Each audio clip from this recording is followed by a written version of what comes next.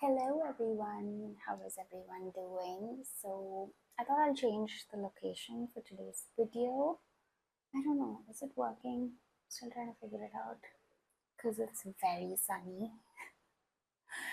And I thought it's just a nice thing for you guys to see the other side of my room. Not like you can see a lot, but it's some change.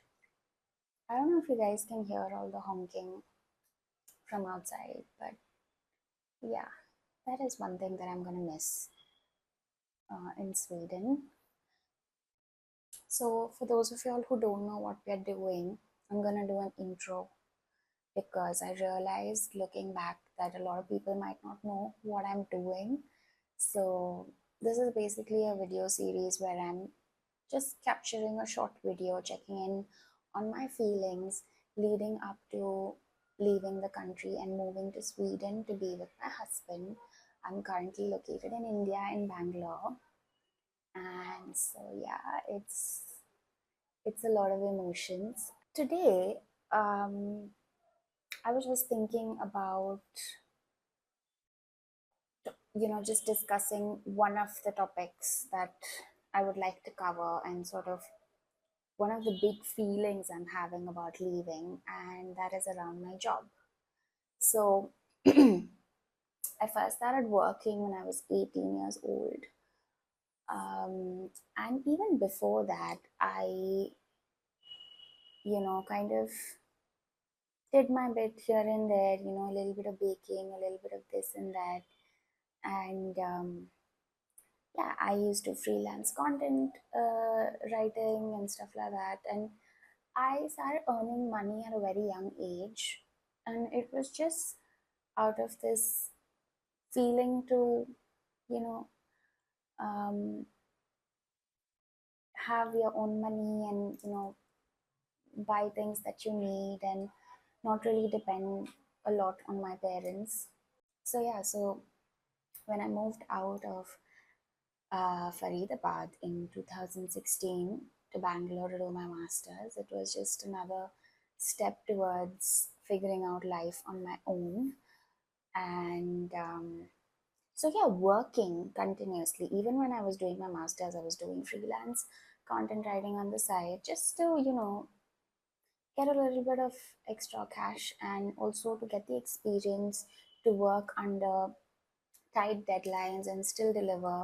I think I've always been that way, even when I started working in my first official job, which was in 2017. I had a very hectic schedule and still I freelanced content writing on the side.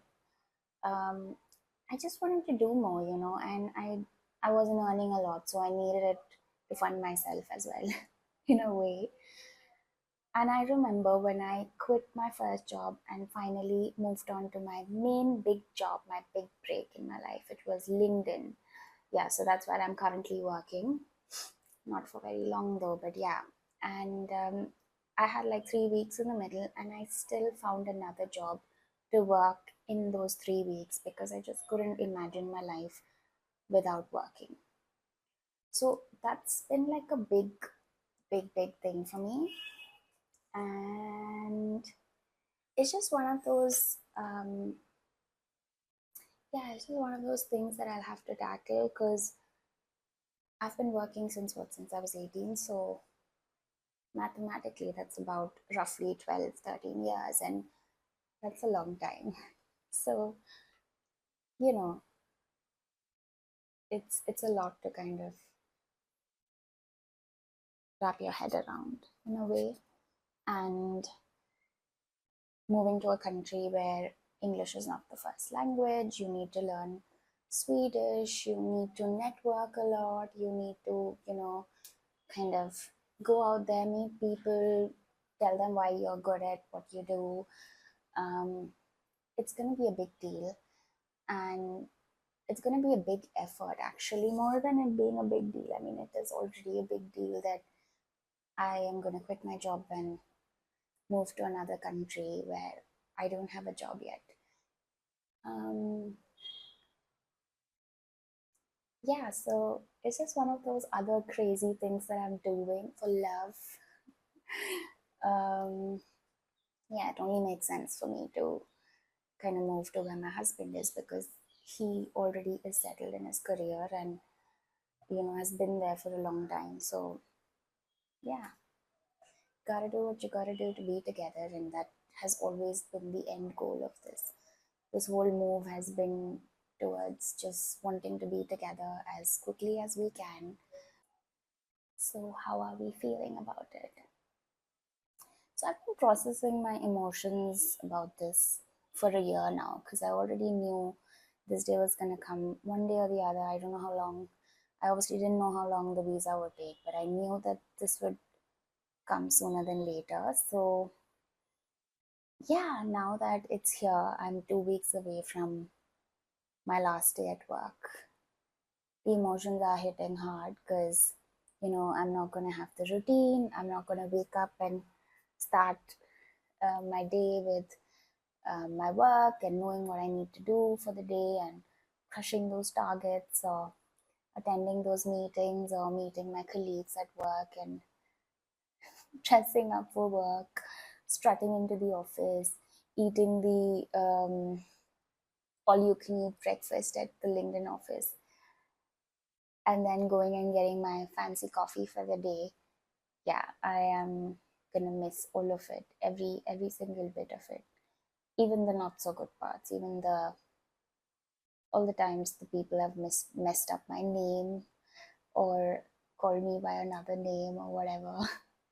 If any of my colleagues are watching, they will know exactly what I'm talking about, but it's just been like a very um, sensitive topic for me.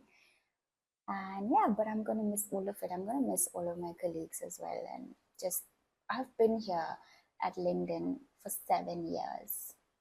I joined in a contract role and then quickly transitioned into a full time role in about 8 or 9 months. And since then, I have been working at LinkedIn. I'm a risk consultant, and I basically handle any of the risk related issues that you might have with your LinkedIn account.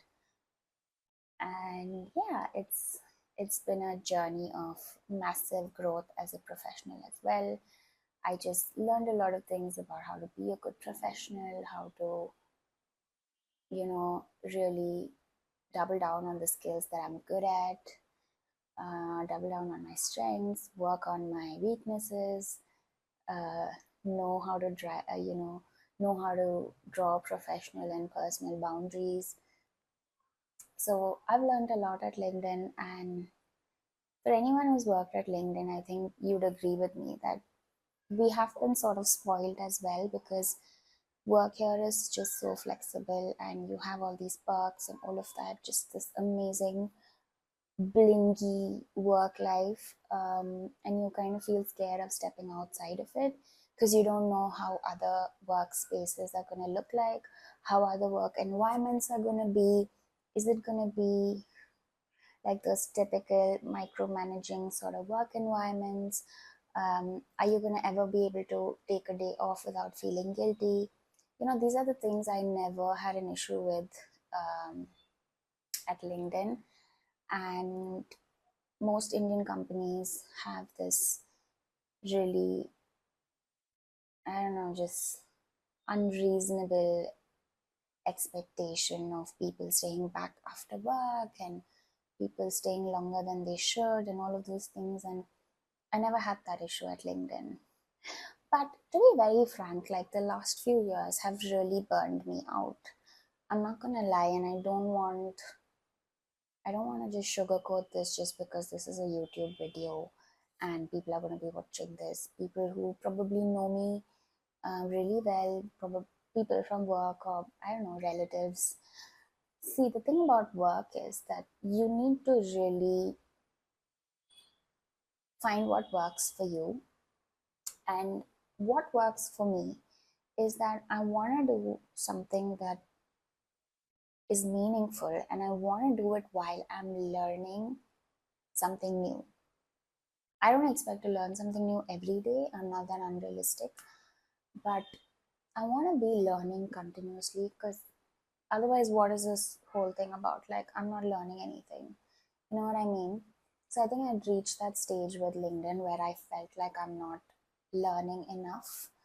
I am I'm not really, being utilized to my true potential. I have so much to offer, and I feel like there was just that glass ceiling that I was hitting, and there's only so many cappuccinos that can save it.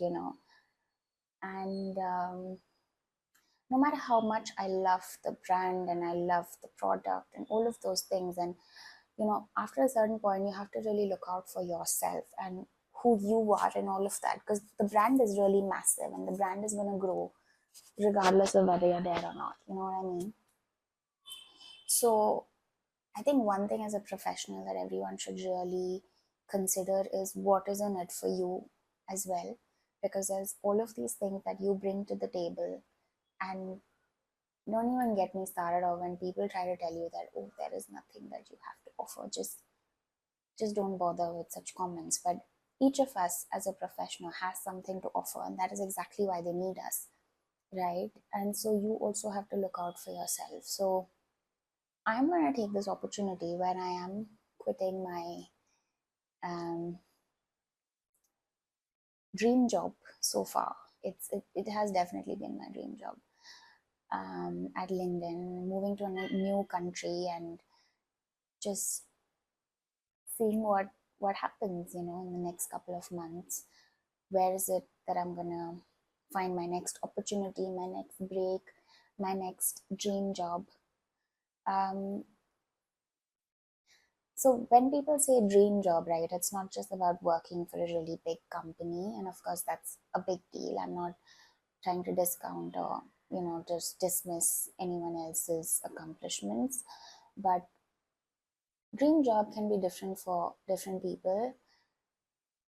Sometimes a dream job can just be like waking up and going to work without crying, or like without like just having a panic attack, or just waking up with enough sleep and then going to work. So yeah, I hope for every one of y'all watching as well that if you guys are struggling in your work, in your workplace, I really hope that you find your peace. I really hope that your situation gets better. I talk a lot about this on my LinkedIn, and I know I haven't been posting a lot lately, but I'm going to. I'm going to pick that up. I've just been really busy with work and just life lately. Um, but there's so much that happens in the workplaces in India. I don't know a lot about abroad because I haven't worked there, so I'm not going to talk about it. I just speak out of my own experience, and there is just so many areas to improve. And I see a lot of people trying to voice it here and there on LinkedIn, but still, I feel like people, especially in India, even when they do post on LinkedIn, they have this need to show everything in a positive light. I don't know why it's like that. I feel like people from other countries are so much more confident in just voicing their opinions, just the way they feel it is. Like if they feel disappointed in something, the disappointment is there, right there on the LinkedIn post.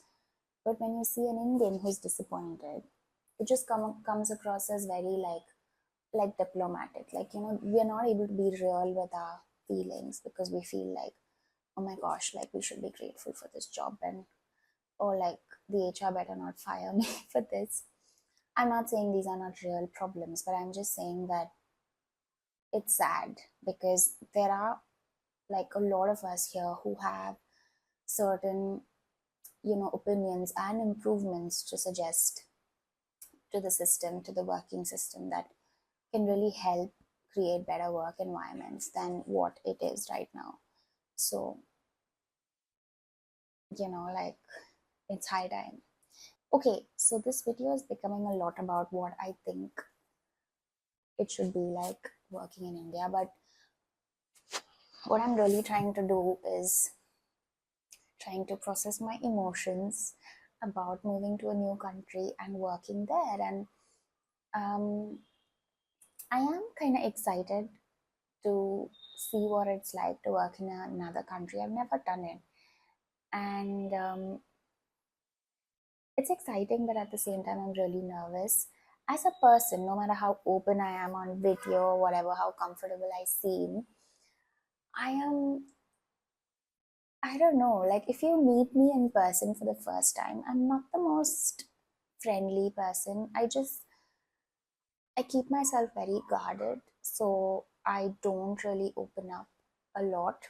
So in a professional setting, of course, it's a given that you have to be like cordial with people, and you smile and say hello or whatever, and I'm okay doing that. But I'm very guarded even in that. Like I'm very careful because I just feel like I'm very reserved that way or something. I don't know what it is, but I am, and I'm very consciously guarded.